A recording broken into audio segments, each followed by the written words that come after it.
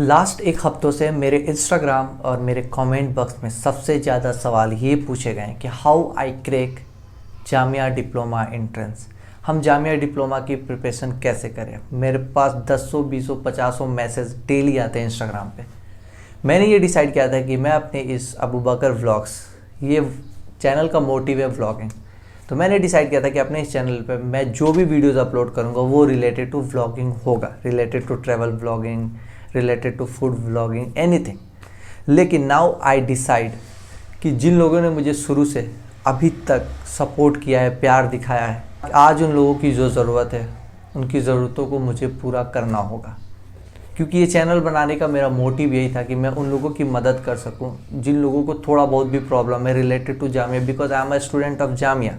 तो ये मेरा फ़र्ज़ बनता है कि मैं उन स्टूडेंट्स की मदद करूं जो ये ख्वाब देखते हैं कि वो भी जामिया में आकर पढ़ाई करें। मैंने अपने कम्युनिटी पोस्ट पे भी एक मैंने पोल अपलोड किया था कि मैं किस पे वीडियोस बनाऊं, क्लास 11th और डिप्लोमा इंजीनियरिंग।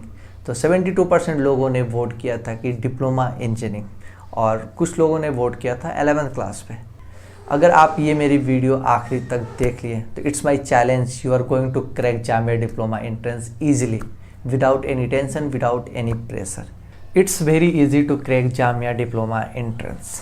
लेकिन उससे पहले आपको कुछ ऐसी चीज़ें हैं जिसको आपको ध्यान में रखना होगा। अगर आपने इन सारी चीज़ों को स्टेप बाय स्टेप फॉलो किया तो मैं एक बार फिर बोल रहा हूँ, it's my challenge, you are going to crack Jamia diploma entrance easily. First thing is that आपको अपने माइंड को एक लेवल पे सेट करना होगा कि अगर मैंने एंट्रेंस फॉर्म फिल किया है तो मुझे अब क्लियर करना है एंट्रेंस। जो मैंने अपने माँ बाप के 720 रुपये खर्च किए हैं फॉर्म में, तो इसका भरपाई मुझे एंट्रेंस निकाल के उन्हें देना है। क्योंकि माइंड सेट करना बहुत ज़रूरी होता है, और जब आप माइंड सेट कर लेते हैं कि मुझे पढ़ना है तो आपका माइंड आपको खुद बोलता है कि now it's time to study, अब हमें इस वक्त पढ़ाई करना है। तो पहले आप एक माइंड सेट कीजिए प्रॉपर, फिर उसके बाद से पढ़ाई कीजिए। And the second thing is time table.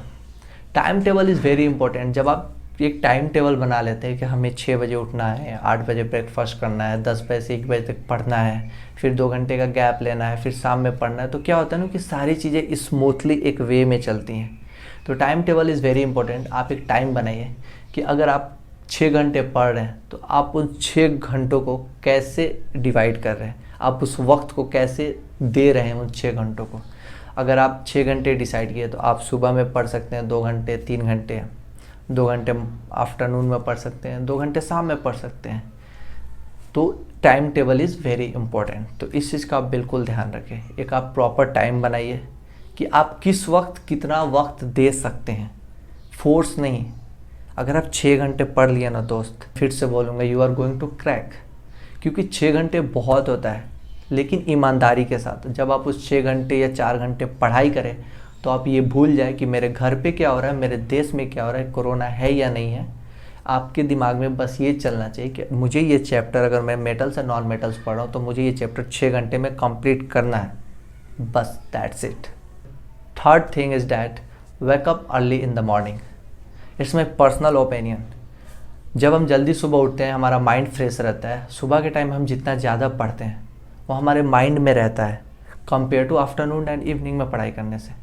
मैं बता रहा हूँ, इट्स माई पर्सनल ओपिनियन। जब मेरा सेमेस्टर एग्ज़ाम चलता है मैं सुबह में पढ़ना प्रेफर करता अपने दोस्तों के साथ, क्योंकि सुबह के टाइम में माइंड फ्रेश रहता है, कोई बर्डन नहीं रहता है, कोई लोड नहीं रहता है। तो सुबह के टाइम में अगर हम एक चैप्टर भी पढ़ते हैं तो हमें जल्दी समझ में आ जाता है, हम समझ जाता है हमारा माइंड कि हम क्या कर रहे हैं, क्योंकि हम उस समय स्टार्ट करते हैं एक काम करना। अगर उसी चीज़ को मैं आफ्टरनून या इवनिंग में पढूँ तो मुझे टाइम लगेगा चीज़ें समझने में। तो it's my personal opinion, personal experience, wake up early in the morning. Fourth thing, लेकिन बहुत इंपॉर्टेंट है, बहुत इंपॉर्टेंट है आपको जानना। मुझसे सबसे ज़्यादा कोई जब मुझसे इंस्टाग्राम पे मैसेज करता है या कमेंट बॉक्स में, या जब मुझसे वो लोग पर्सनली मिलते हैं, जैसे लास्ट लोग ये पूछते हैं कि भाई कितने हज़ार स्टूडेंट बैठते हैं, कितने सीट होते हैं डिप्लोमा में, क्या हमारा एडमिशन हो जाएगा? 18,000 अगर बच्चे एंट्रेंस दे रहे हैं तो क्या हमारा एडमिशन हो जाएगा? मैं सिंपल सा एक बात बताना चाहता हूँ कि टोटल 720 सीट है डिप्लोमा में, 360 मॉर्निंग, 360 इवनिंग, सेल्फ फाइनेंस में, नॉट इवनिंग, ठीक है। टोटल 720 लड़के बैठते हैं 18,000 20,000 के करीब। लोग बोलते हैं यार मेरा एडमिशन नहीं हो पाएगा यार, 720 सीट है, 18,000 बच्चे बैठ रहे हैं। मैं सिंपल सा आपसे एक बात पूछ रहा हूँ, इसका जवाब आप मुझे कमेंट बॉक्स में बताइएगा कि आपको एक सीट से मतलब है या 720 सीट से? आपको 720 सीट चाहिए या एक सीट चाहिए? मैं हमेशा अपने सब्सक्राइबर्स, अपने स्टूडेंट्स को यही बोलता हूँ कि आप ये मत सोचो कि 18,000 बच्चे एंट्रेंस दे रहे हैं या 1,000 बच्चे एंट्रेंस दे रहे हैं या 100 बच्चे एंट्रेंस दे रहे हैं, 720 सीट है या 500 है या 50 सीट है। आप बस इतना सोचो कि मुझे प्रिपरेशन करना है, मुझे सिर्फ एक सीट से मतलब है और मुझे अपना वो एक सीट चाहिए। मुझे घंटा फ़र्क नहीं पड़ता है और ना आपको पढ़ना चाहिए कि कितने सीट्स और कितने स्टूडेंट्स आ रहे हैं एंट्रेंस देने। आपको फ़र्क इस बात से पढ़ना चाहिए कि आपको वो एक सीट चाहिए। आपको डिप्लोमा, जामिया डिप्लोमा में आपको वो एक सीट चाहिए और आपको उसी चीज़ के लिए प्रिपरेशन करना है। That's it. Fifth thing, believe in your self. अगर आप खुद पे यकीन नहीं करोगे कि मैं ये कर सकता हूँ, nobody can in the world who can help you. इस दुनिया में कोई भी नहीं है जो आकर ये बोले मैं तुम्हारी मदद करूँगा। कैसे कोई आपकी मदद कर सकता है? आप खुद सोचो।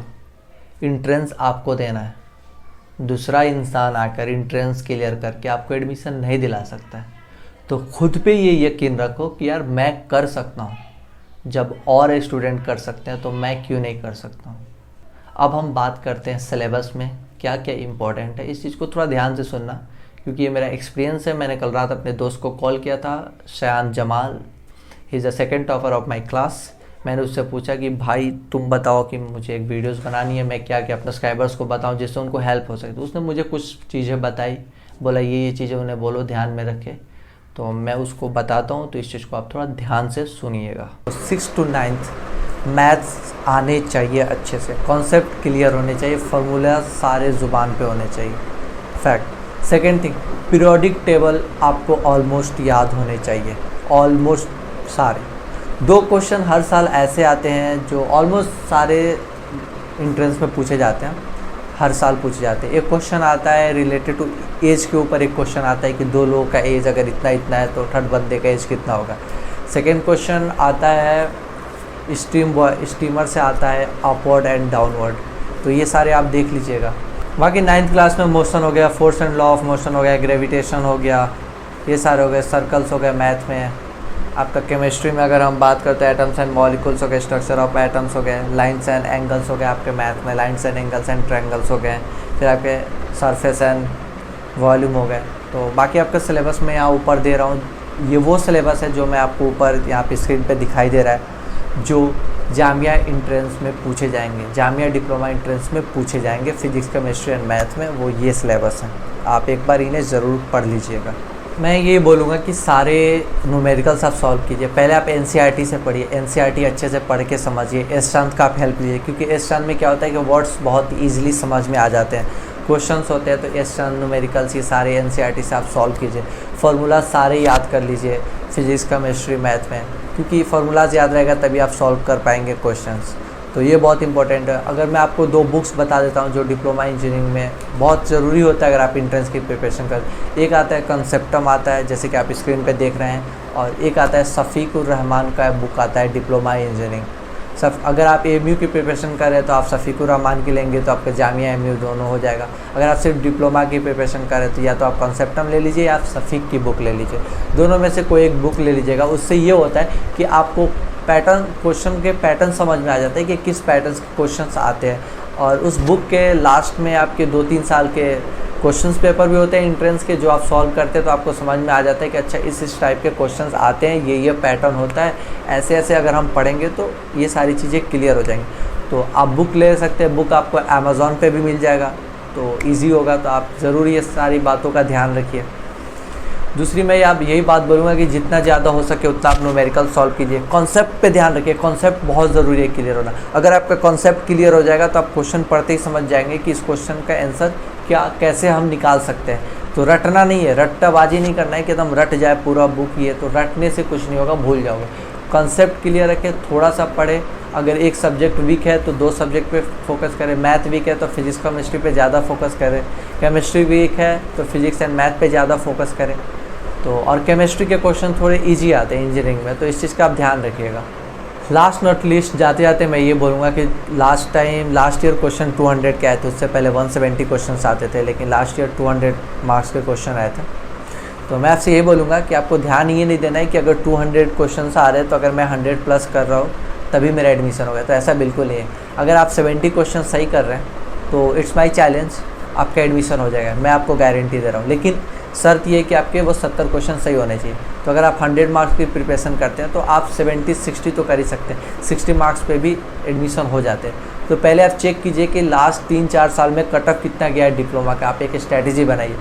50, 60, 70 नंबर पे एडमिशन हो जाते हैं, तो ज़रूरी नहीं है आप 100 से ऊपर करो, क्योंकि कभी कभी ऐसा होता है कि 50 अच्छा 60 क्वेश्चन सही कर दिए, 40 क्वेश्चन तुक्के में गलत कर दिए, मार्क्स आ गए 40, एडमिशन हुआ नहीं। तो ये गलती नहीं करना। अगर आप 60 क्वेश्चन सही कर रहे हैं तो आप वहीं पे अपने कलम के कैप को लगाना है और बंद कर देना, बोलना है that's it, I am going to take admission in Jamia Millia Islamia इन 2021। तो इस चीज़ का ध्यान रखना है। निगेटिव मार्किंग है तो गलत क्वेश्चन नहीं करना जब तक आप श्योर ना हो, या आपको ज़्यादा परसेंटेज श्योर ना हो कि यार 80% तक ये क्वेश्चन सही हो सकता है। कोशिश कीजिए कि अगर आप 70-60 मार्क्स का आपका सही है तो आपका एडमिशन हो जाएगा। आप एक बार चेकआउट कीजिए सारे रिजल्ट्स, ये बहुत इंपॉर्टेंट है। ये जल्दबाजी में नहीं कि 150-100 करेंगे तभी एडमिशन होगा, ऐसा कुछ नहीं है। 60-70 मार्क्स पे एडमिशन हो जाते हैं, उससे कम पे भी हो जाते हैं, लेकिन आप इतना लेकर चलिए हमेशा। तो आज के लिए इस वीडियो में बस इतना ही। आई होप आपको आज का ये वीडियो पसंद आया होगा, आपको कुछ चीज़ें सीखने को मिली होगी, समझ में आएगा कि कैसे प्रिपरेशन करना है, क्या क्या चीज़ें इंपॉर्टेंट है, कैसे खुद पे कॉन्फिडेंस रखना है। तो thank you so much for watching today's video.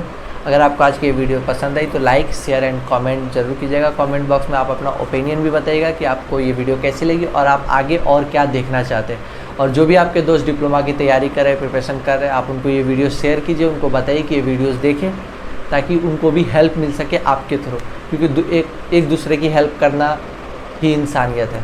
तो लाइक शेयर एंड सब्सक्राइब अगर आप चैनल पे नए हैं तो, और आपके क्या ओपिनियन है आप मुझे कमेंट बॉक्स में ज़रूर बताइएगा। तो आज के लिए बस इतना ही। Thank you so much for watching today's videos.